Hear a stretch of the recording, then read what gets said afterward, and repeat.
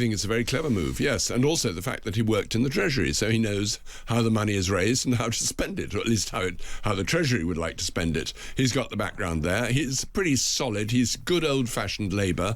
He's been fairly left-wing in all his pronouncements earlier, particularly on help for the those struggling to meet bills and things of that kind, and so he's right with Burnham on all the social issues, but he's a fairly tough man, and I think he will be quite a tough Chancellor, and in fact he needs to be. And I'm joined right now by the Times leader writer and former foreign correspondent for the Times, Michael Binyon. Hello, Michael. How are you keeping? Hugo, I'm well, thanks. Good to have you here. Look, we're on day 3 of the new government, and we've already had our first ministerial apology. Fast work, guys. The Home Secretary, Shabana Mahmood, and the Defence Secretary, Wes Streeting, have apologised after being caught joking about releasing prisoners. If you listen closely, you can hear Wes Streeting say, you know, he's the enemy now, referring to the new Justice Secretary, Alex Norris, adding he wants to let them all out, to which they both laugh. Oh, are you? You know he's the enemy now, isn't Justice Shabana? No, he's not.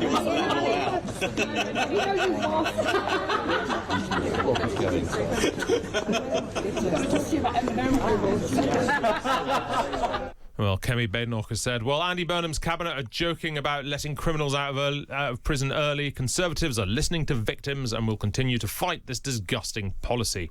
Whereas Streeting has said he's sorry for any offence inadvertently caused. He said it was a reference to a joke made by Theresa May about being Home Secretary when Ken Clarke was Justice Secretary. She used to say, I locked them up and he let them out. Here's what the Transport Secretary, Heidi Alexander, had to say about it all, speaking to Kate McCann and Stig Abel on Times Radio Breakfast. This type of situation is not funny, and I think that Wes and Shabana have apologised for that.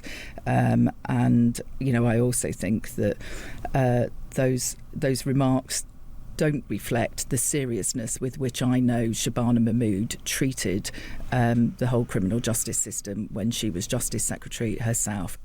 Well, that was Heidi Alexander talking to Times Radio Breakfast. You can join Stig and Kate every morning from 6 a.m. Michael, politicians are allowed to make jokes, but the timing here is unfortunate. We've also learned today that 2 of the killers of the police officer Andrew Harper, who died after being dragged down a country road behind a car, could be released halfway through their 13-year sentence. So whatever these jokes are about, they're also about real people. They are indeed, yes. And I mean, it's unfortunate that people should pick up on jokes and take a big sort of, make a big political point of it. It was just a remark, obviously off mic, off camera, but nevertheless people are very quick to take offence about anything now because people are worried about prisoners being let out early, especially those who've committed serious offences, those who've been convicted of assaults, even rape, I mean all sorts of various things that people think these people must serve their time. Yeah, indeed. Well, it was tactless. You can see why people are upset. But that said, if the mic's ever inadvertently picked up what we say when we think they're turned off, then well, indeed, the whole balloon goes up then, doesn't it? Let's turn to defence, Michael. It's one of the key areas where we are assuming spending will go up because Andy Burnham's new Chancellor, John Healey, of course, resigned as Defence Secretary a month ago, insisting spending had to rise to 3% of GDP. Let's listen to the new Defence Secretary, Wes Streeting, at a press conference yesterday. The commitment that the Prime Minister has given to the defence of our nation is clear and will be even more clear in the coming months. I'm absolutely delighted that my friend and predecessor, John Healey, has taken on the challenge of Chancellor of the Exchequer. His position on defence investment is on the record, as is mine.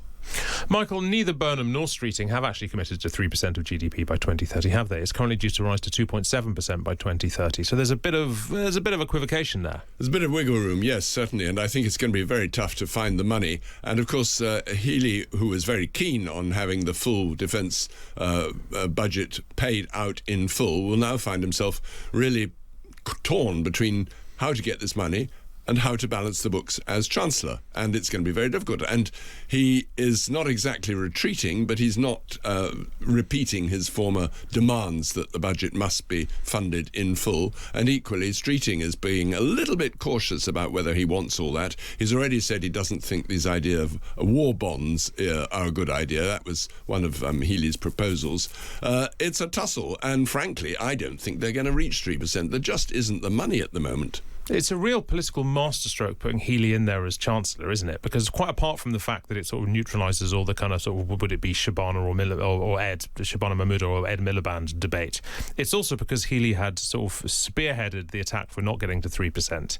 The fact that he's now responsible for it kind of just sort of neutralises that a bit, doesn't it? I think it's a very clever move, yes. And also the fact that he worked in the Treasury, so he knows how the money is raised and how to spend it, or at least how the Treasury would like to spend it. He's got the background there. He's pretty solid. He's good old-fashioned Labour. He's been fairly left-wing in all his pronouncements earlier, particularly on help for the those struggling to meet bills and things of that kind. And so he's right with Burnham on all the social issues. But he's a fairly tough man, and I think he will be quite a tough Chancellor. And in fact, he needs to be. So Burnham, he's apparently rejected the idea of defence bonds that had been previously backed by Healey, and I understand that it's. Defence bonds are just borrowing, just in a wrapper that makes them look like something slightly different. But that does seem to be like a way that it could be done. Well, it could be. I mean, all sorts of ideas of bonds. Bonds you buy to fund particular programs, and people have been talking for years about health bonds. In other words, a tax just to fund the National Health Service, which of course could have been very welcome. But the Treasury hates what they call hypothecated taxes. In other words, taxes just spent on one particular issue. And defence bonds or war bonds or whatever they call them, I mean, in emergency, that's a way of getting the public to fund what's needed. And of course, these were used in times past. And I don't know whether the Americans still have something like that, but it's a way of raising money for defence, which is urgent. But equally, I mean, why not just raise it through general taxation? Yeah, or if you're going to borrow, then borrow without pretending that you're not borrowing. Exactly. Yeah, borrowing is borrowing. Look, another big change in Andy Burnham's government. The Department for Science, Innovation and Technology has been scrapped. Its responsibilities have been folded into a new expanded business department led by the former Business Secretary Jonathan Reynolds. That move has sparked criticism from MPs, Whitehall officials and tech experts, and one of those raising concerns is Dom Hallas, head of the Startup Coalition. Dom, good morning. Morning. So the government says AI is the technology that's going to define the future. Does this reorganisation back that statement up, or does it slightly undermine it? I mean, there's two ways of looking at it. I think from our perspective and from the startup perspective, what we really liked about the previous regime at DCIT was that it was a front door for everyone trying to access government if you're a tech founder, and also that it had everything in one place, including the levers that people needed. I think the way in which this has been reorganised is to sort of split those levers up to scatter them across Whitehall a little bit. And I think that the challenge of that is, on the one hand, you've moved some of them close to the centre. So Kanishka, who's the new cabinet minister responsible for AI, it's a great hire. But he's sort of doing much more work closely with Number 10 and with the new Office of the Prime Minister set up. That's a good thing in terms of access, but it's not necessarily the thing that then has the levers. So those levers have been split into DBIST, as it's now known, and then also into the artist formerly known as DCMS, but it's now DCMS again, with digital on top as well. So I think that it's those spreading out, and whether it's actually the concentration of those levers is good enough now. I suppose the argument is that tech is no longer a special niche interest. Tech is everything. Tech feeds into every aspect of the economy. So if you if you siphon it off into a standalone department, that prevents sort of tech having a role in absolutely everything else. Yeah, I mean, look, and I totally agree with that. I think the challenge is that, what you in fact have is you have a lot of different departments. The nature of Whitehall is that they almost sort of represent their own interests. And if no one's speaking for these interests and no one's speaking directly for the future, I think you have a bit of a tension there. I think what I would say is, we've been reassured by some of the conversations we've had over the past couple of days. And as you say, it is about spreading across the economy, across Whitehall. But as a thought experiment, I always say that, you can't imagine a world in which, financial services could also be described the same way as really important for every aspect of the economy. And, there is no world in which the government suddenly said, oh, actually, what we're going to do is we're going to take the responsibility for financial services and out of the Treasury and split them across 3 or 4 different departments. I don't think there's a world in which that would happen. And what we're saying is technology is just as important now. So now this has happened, we want to make sure that it works effectively. We're ready to work constructively. But how do we make sure that it does work effectively? As you mentioned, there's a new Minister for AI, Kanishka Narayan, who now has a seat at Cabinet. And I'm fascinated by how that job's going to work. Because from a government perspective, AI is all about investment and about growth. But I suppose from a public perspective, perspective, AI is a lot more to do with the fears we have for AI, the jobs we're going to lose, the extent to which it sort of makes our culture sort of meaningless and regurgitative. Do you trust that the tech aspect of AI rather than the social aspect of AI is going to be the priority of this government? Are you that depressed about it, Hugo? Come on. It's like, yeah. All right. I'll let you have it. But no, look, like what I would say is, like, I think that what is Kanishka's job ultimately, like, and what is the difference, I think, between technology and AI and some of these other areas that are really important to the center of government, like security. The difference is it requires a whole ecosystem approach, right? So, you've just had Michael on talking and his extraordinary experience of the hard power that was required in the Cold War. And I think one of the things now is that hard power is moored in technology much more than it used to be, but it's moored in a technology ecosystem because the most sort of frontier technology is not necessarily in the state like it is for security. So clearly there's a necessity to have some sort of real thought at the center, and that's clearly what Kanishka's trying to bring. Now, to your point, the challenge of technology and that change that technology is bringing to our economy more broadly obviously sits in every single department in Whitehall. We have to be able to tell that story. And that's the tension, I think, with this change, is that one of the good things about DCIT is it was being able to pump out the positive stories that are happening, as well as telling, being honest about some of the trade-offs.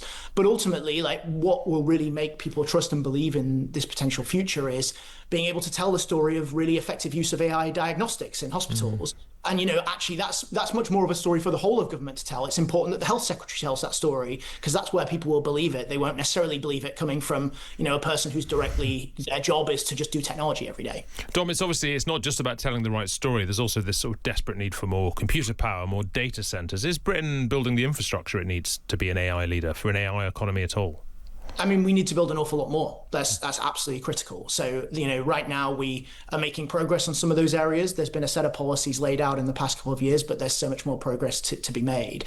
I think ultimately, what so many of the AI stories that we see every day, including the one with OpenAI and Hugging Face yesterday around security of models, shows is that this is an exponential curve. And so, like, government has actually worked incredibly fast within the framework of what they do. And I'm a former civil servant. I've seen sort of up close, where within the framework of what they're doing, they're sort of real pedal to the metal on some of these AI questions at the moment. The difference is just the sheer pace at which this change is happening in the private sector and out in the world. And, in order for the UK to compete, in order for us to sort of keep our position as third place in the world on technology, we're going to clearly have to go much further and faster on infrastructure, on talent, and, on capital to make sure that companies can succeed. Dom Hallas, head of the Startup Coalition, thank you very much indeed. Michael Binyon, you've seen a lot of Whitehall departments come and go, a lot of brass plaques being changed on doorposts.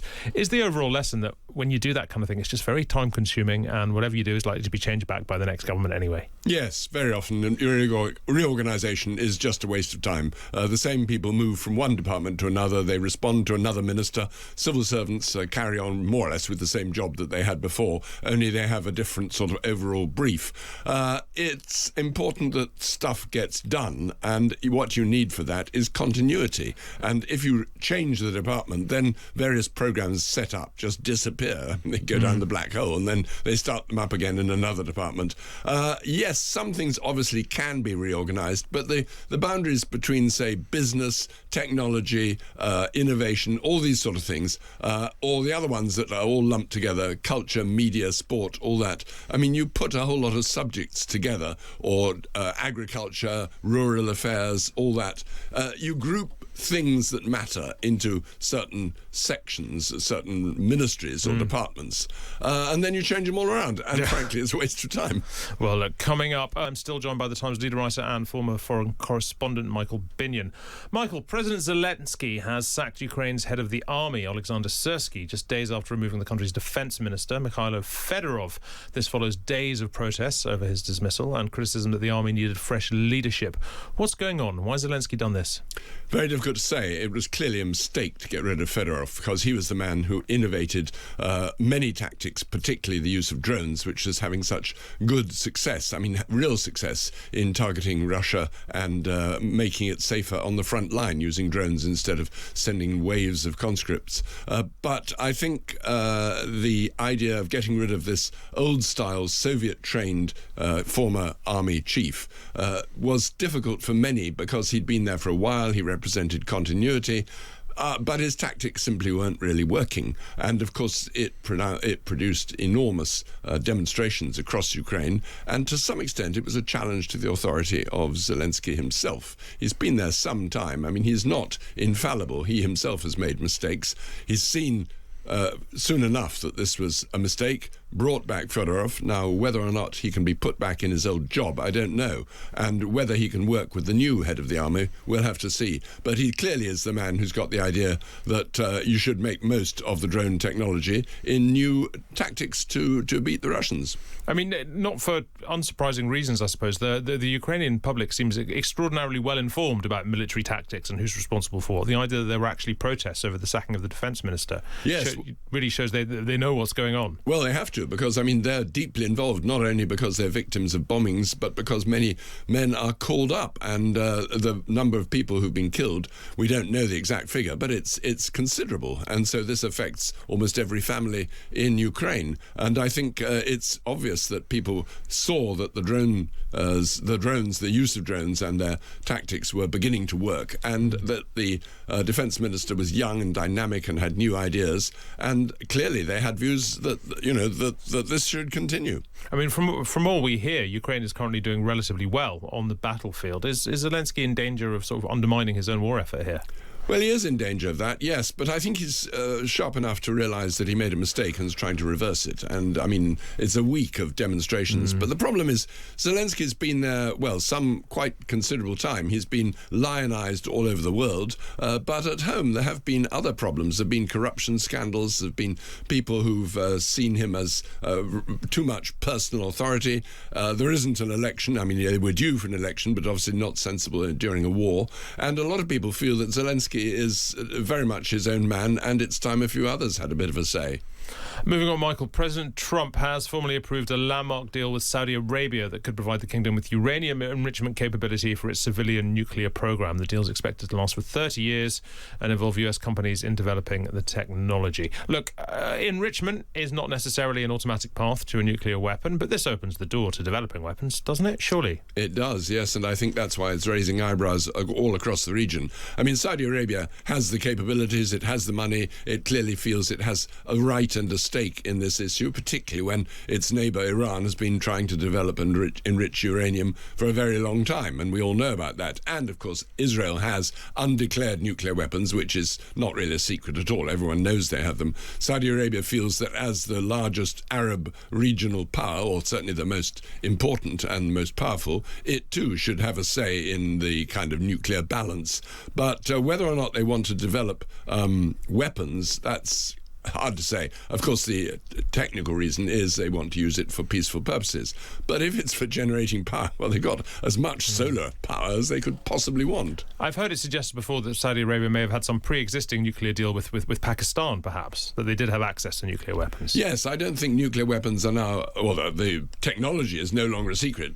Pakistan's been selling the technology to anyone who wants it, really, for the past 30 years or so. I mean, they tried selling it to Gaddafi in Libya until that was decommissioned, as it were. They gave up the nuclear weapons program. But yeah, I mean, Saudi Arabia, they have some well-trained scientists. They have people who clearly knew and know how this thing could be developed, and they're ambitious to make sure that they have the status of a potential nuclear power. But look, we've gone through decades where various governments, I mean, our government, the American government, even the Russian government, took the threat of nuclear proliferation extremely seriously. Huge efforts were made to prevent nukes from spreading.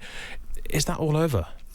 One wonders. I mean, it would be very, very worrying if any country now just bought the secrets of how to do it, bought some of the technology off the shelf and developed a nuclear weapon. I mean, these things are devastating. Luckily, a nuclear bomb has never been used.